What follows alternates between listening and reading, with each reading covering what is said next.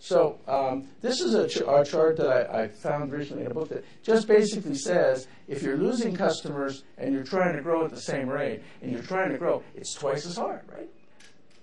So in times like today, and all times, but especially now, any effort that you can do in marketing to your install base to retain them is very valuable.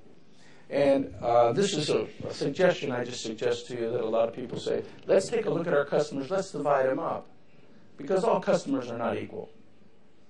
All right? We have very profitable, loyal customers. We have guys on the bottom that might not be profitable. And definitely not loyal.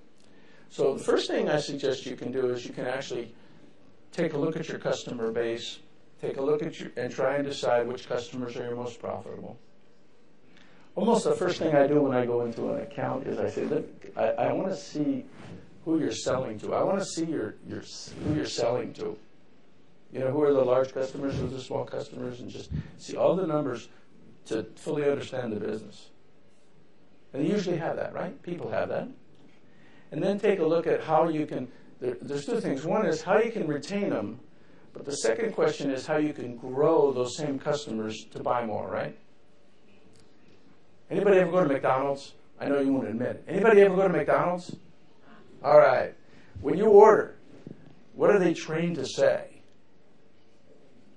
Would you like fries with that? Right?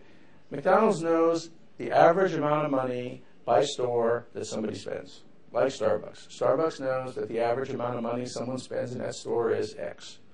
Their income is X. You know? And 17% of their people come in twice a day.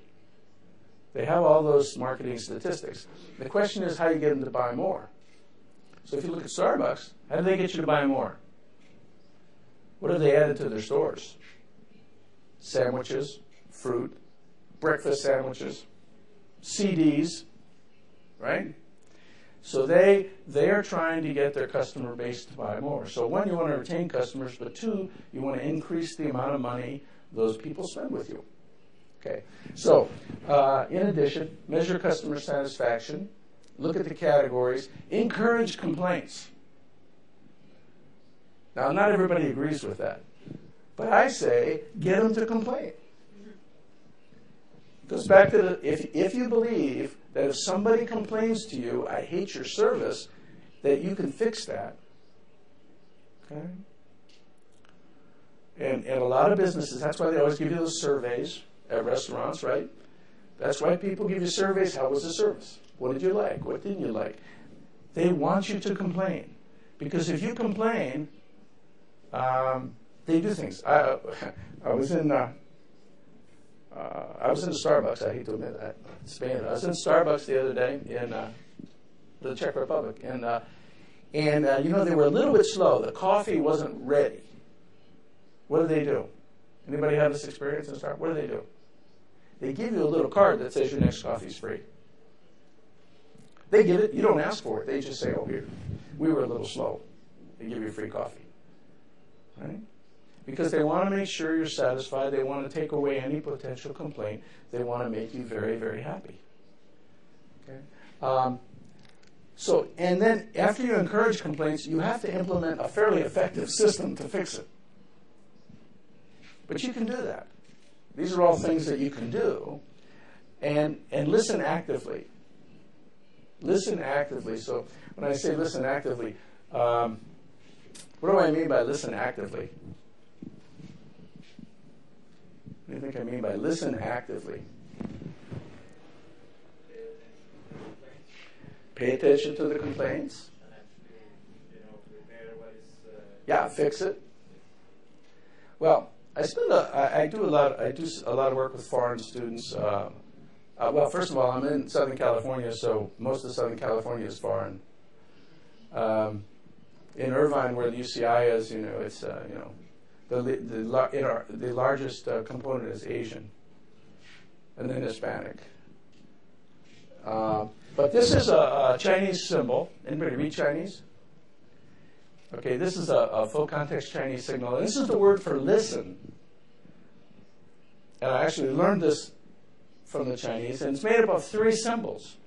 The word for listen is made up of three symbols, which is the eye, the ear, and the heart, which is about the best description of listen actively that I can come up with, because this is the word for listen in Chinese. And so when I say listen actively, it's listen, it's respond, it's show empathy, and it's to fix the stuff.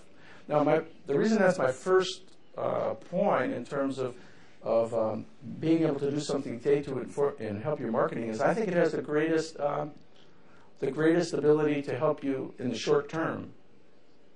It's the easiest thing to do.